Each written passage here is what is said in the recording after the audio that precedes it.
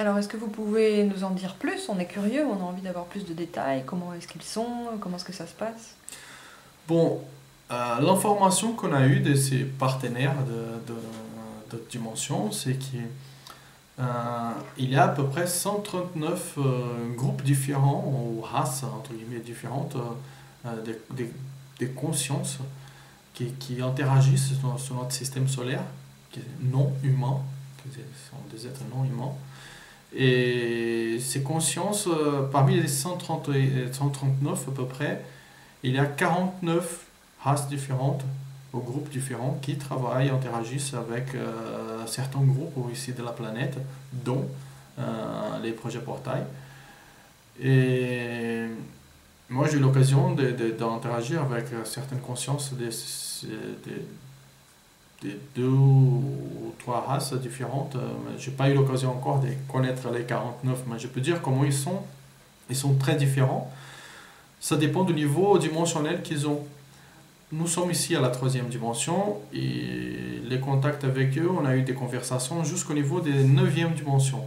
Donc je peux dire que les plus ils sont dans une dimension proche de la nôtre, par exemple cinquième dimension, ils vont ressembler un peu plus à nous.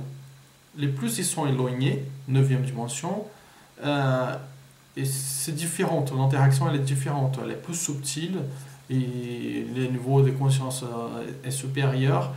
Ils sont pas, on voit pas trop les émotions, mais ils sont, comment dire, c'est quelque chose de vraiment différent. On sent qu'on est devant, on est en train de parler avec eux, mais c'est différent. Je peux pas dire que c'est comme si on parlait à une personne, c'est pas exactement la même chose. Mais si on interagit avec une conscience de cinquième dimension par exemple, là, ils peuvent parfois être plus entre guillemets humains. Ils peuvent parfois faire une petite blague au milieu de leur conversation ou démontrer un peu plus de sentiments comme nous. Mais ce qui ne veut pas dire que l'être de 9e dimension, il n'a pas de sentiments, il n'a pas d'amour. C'est juste que notre émotionnel il bouge beaucoup, il est instable en tant qu'être humain et au fur et à mesure qu'il monte dans l'échelle évolutive dimensionnelle, ces stabilités elles disparaissent. Il y a une neutralisation des écarts émotionnels. Mais ils sont très différents et selon la race, selon les niveaux des dimensions, selon l'habitat, il y a certains qui sont plus dans l'eau, d'autres qui sont plus sensibles à la lumière. Donc ils sont très différents. Ça dépend d'avec qui on va parler. L'apparence, elle change complètement. Et la façon d'interagir aussi. Alors, les êtres sont différents entre eux et est-ce que les contacts sont différents? Les contacts sont différents. Oui, ça commence normalement les contacts par observation des vaisseaux lointains. Et donc les vaisseaux déjà des différentes races, ils sont différents. Mais ce sont des vaisseaux, ne sont pas comme on est habitué à voir dans les films, de vaisseaux de métal, une soucoupe volante de métal. Ça, c'est un vaisseau de troisième dimension. C'est des races dans le même niveau que nous, par exemple les humains. Leur vaisseau, c'est quelque chose d'énergie de plasma. C'est une lumière qu'on peut regarder directement, la lumière ne va pas gêner nos yeux. Et donc, la question, c'était quoi? Les contacts, est-ce qu'il y a différentes sortes de contacts? Oui, il y a les contacts qu'on dit, il y a les noms qu'on dit contact de 3e, 4e, 5e degré.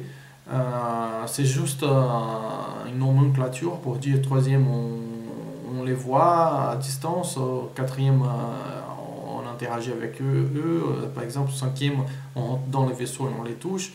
Mais ce sont des niveaux de contact différents. Normalement, ça commence comme ça. On commence à les voir à distance parce qu'il a tout un travail sur notre émotionnel pour qu'on ne puisse pas avoir peur, pour ne pas nous gêner.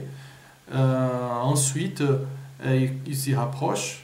Normalement, la technique, c'est quand ils bougent, nous, on doit rester, on ne doit pas bouger. Dès qu'ils s'arrêtent, nous, on peut marcher vers eux.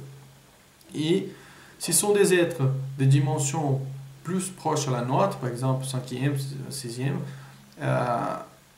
ils peuvent parfois se rapprocher pour essayer de nous toucher, pour parfois faire un échange énergétique ou une interaction.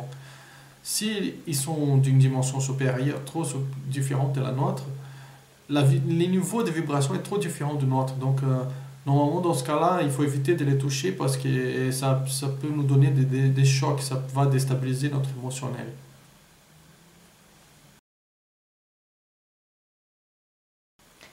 Alors très bien, c'est très intéressant. Et si je vous dis, moi aussi j'ai envie d'avoir un contact, est-ce que c'est possible? Qu'est-ce qu'il faut faire? Bien sûr, oui, c'est possible. C'est pas une exclusivité à moi ou de mes amis. Il y a plusieurs groupes sur la planète qui arrivent à voir. Certains vont, vont être cherchés chez eux-mêmes. Ces consciences vont les chercher, donc ça arrive. Mais sinon, si vous voulez avoir un contact, il y a des techniques en fait. C'est toutes ces techniques pour monter la fréquence d'onde du cerveau. Ce sont des techniques pour accélérer les niveaux de vibration qui aident à neutraliser les écarts émotionnels et nous permettent d'interagir dans des dimensions supérieures. Donc ce qui arrive, c'est que nous, on arrive à monter notre fréquence pour dépasser un peu cette troisième dimension. Et eux, ils peuvent descendre un peu, baisser un peu leur fréquence pour qu'on se trouve dans une zone intermédiaire. Et à ces moments-là, il y a une ouverture des portails, il y a les contacts. Donc oui, vous pouvez avoir un contact. Il faut juste faire quelques entraînements. C'est une question d'entraînement et de volonté parce que ils savent que vous êtes là quand vous avez l'intention. Ils vont vous donner des signes. Alors il y a une question que sûrement beaucoup de personnes se posent, c'est est-ce qu'il y a des bons contacts et des mauvais contacts? Ça veut dire, est-ce qu'ils sont bons ou mauvais? C'est ça? Bon, comme tout, comme nous ici, déjà les êtres humains, on ne peut pas dire les humains sont bons ou sont mauvais. C'est un peu compliqué de dire ça comme ça. Ce qui s'y passe, comme je dis, c'est qu'il y a 139 races qui interagissent avec nous. Nous, on travaille avec 49 qui sont des races qui considèrent important l'évolution de l'être humain, les respects du libre arbitre de la planète et des habitants de la planète. Ce sont ces principes.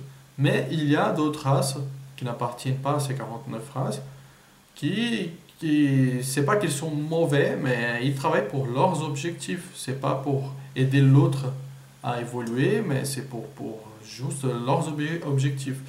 Ben, si vous voulez savoir la différence, c'est que normalement, les races qui ne sont pas développées, elles vont avoir par exemple des véhicules de transport en vaisseau, des métals avec des lumières qui vont gêner nos yeux, qui font des bruits, ce genre de choses. Parce qu'ils ne sont pas tellement différents de nous. C'est comme si l'homme il faisait un vaisseau et il allait s'envoler. Les races dimensionnelles plus développées, eux, ils voyagent toujours dans des choses, des lumières, des plasmas. C'est une autre technologie qui n'est pas physique vraiment et ça ne nous gêne pas. Donc, pas besoin d'avoir peur parce qu'il y a aucun risque. Alors Ottavio, donc pour aujourd'hui, malheureusement, on va devoir s'arrêter. Ce qu'on peut dire à nos lecteurs du blog Un autre regard, c'est, bon, si vous êtes d'accord Ottavio, qu'ils nous envoient toutes leurs questions par email et on essaiera de refaire un deuxième entretien, une deuxième avec des nouvelles questions posées par les lecteurs.